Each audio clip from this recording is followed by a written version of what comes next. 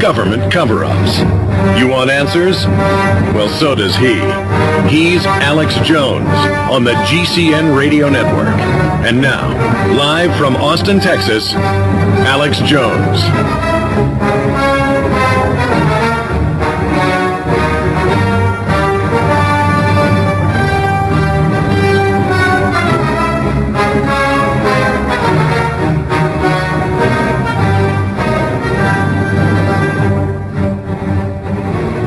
Welcome, ladies and gentlemen. Welcome. Thank you for joining us. It is already Tuesday, the 26th day of February 2008.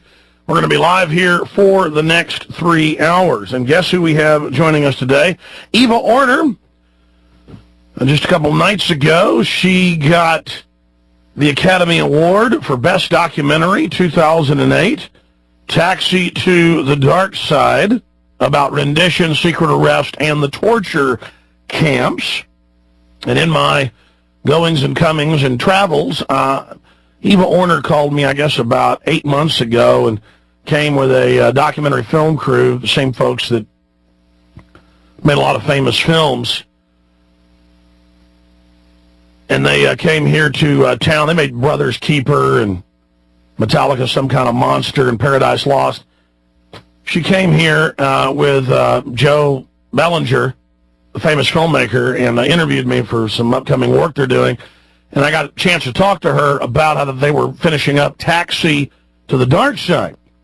And it beat Michael Moore's Sicko for the 2008 Best Documentary.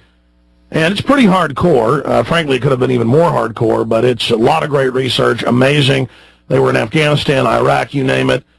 A lot of stuff I had never seen, photos and videos of torture I had never seen, and then disgusting interviews with John Yoo and others, and some of the torture guards. So she's going to be popping in later in the show to talk about the Academy Award. She is the producer. American values are premised upon the notion of human dignity. We don't know what revenge is coming down the road. There will be no outrages upon human dignity. It's very vague. Taxi to the Dark Side, taken from Channing, talking about we're in the dark side now. Eva Orner, congratulations. I'm really honored to count you as a friend. You're an amazing filmmaker. Thanks, Alex. It's lovely to be on your show as a guest. And, yeah, it's been a pretty great week so far. What can I say? What was it like to be, I mean, we're going to talk about the film, of course, but to be nominated and then to win when they said Eva Orner and Taxi to the Dark Side? You know, it was really great. We were so hoping we were going to win because it's such an important film, and you know, all of the documentary nominees this year, out of the 5 films, 4 of them were war-related films. You know, there was a film about Iraq, No Indian Strike. There was Operation Homecoming about the soldiers, and it was a great acknowledgement from the Academy that something is wrong with this country. And the Academy is a very conservative force, so it was really a great vindication and validation of all of our work.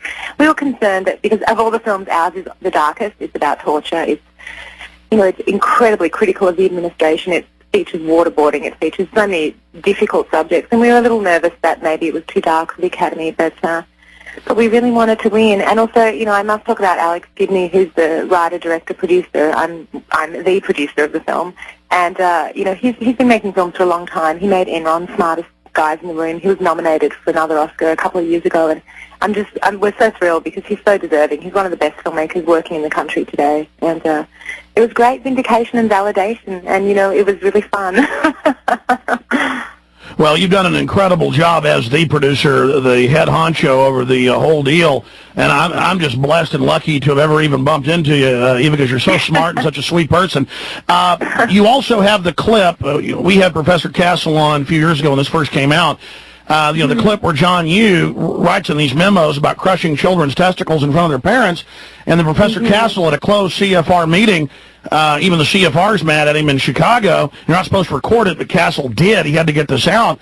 And Yoo just says, yeah, the president has that authority.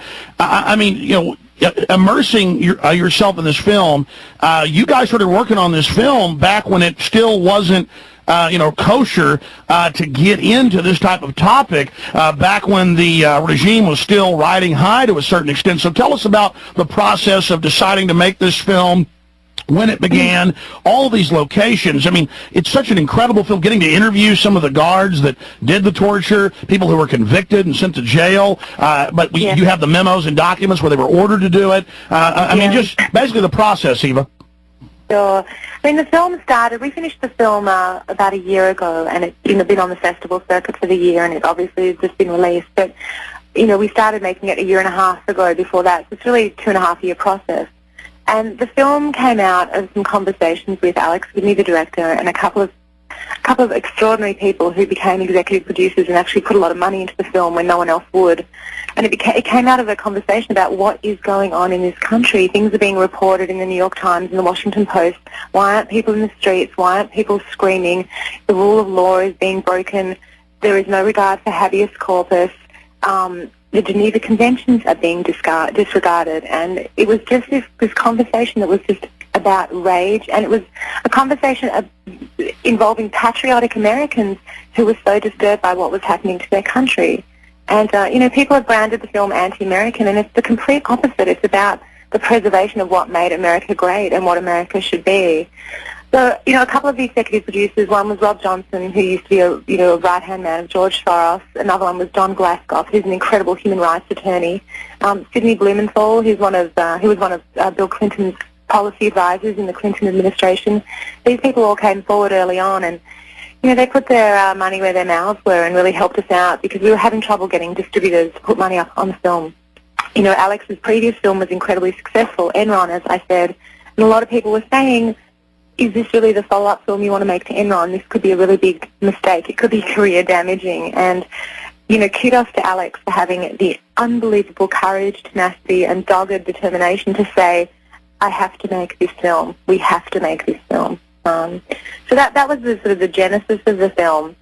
And then from there, we gathered, as you know with documentaries, we gathered a small and very hardworking crew of people. We had one researcher, we had another producer.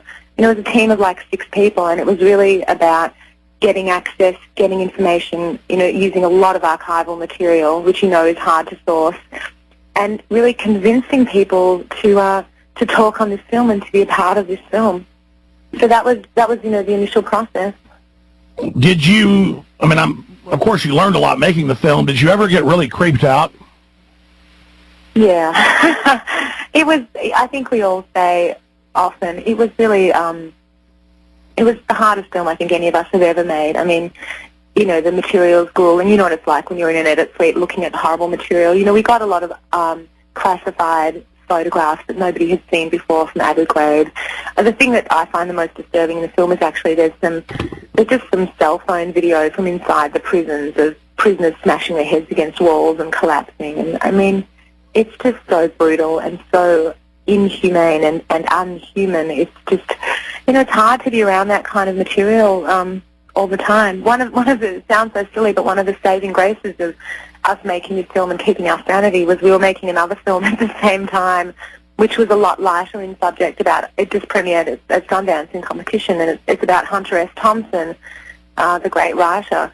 And, we were able to sort of bounce between the projects a little bit because, a year and a half being immersed in torture and your failing country is very hard to take. You bring away from the film with the eyewitnesses, the documents, the death certificates, that the White House with the memos, the orders, the systematic, whether it was in Cuba or Iraq, at Guantanamo Bay where our government has a base, or in Afghanistan, that it was all the same standard torture, the same sensory deprivation, hanging people from the tops of their cells for days on end. All of this, beating people till they're, according to the coroner's reports, liquefied the tissue in their bodies, literally turning them into jello. And then to have the White House send people to prison who they ordered to do this, but then that was enlisted people, but promote the individuals, the officers who were actually above it, and the one lady who ran it in Iraq and Afghanistan, they send her to the interrogation training base, and now she's overtraining. I mean, this. I mean, to know that the White House ordered all this, and then when they got caught, they said, "Oh no, we're not behind this." And of course, you also point out how 24 has created a constituency for torture, how they're brainwashing. Can you talk about that?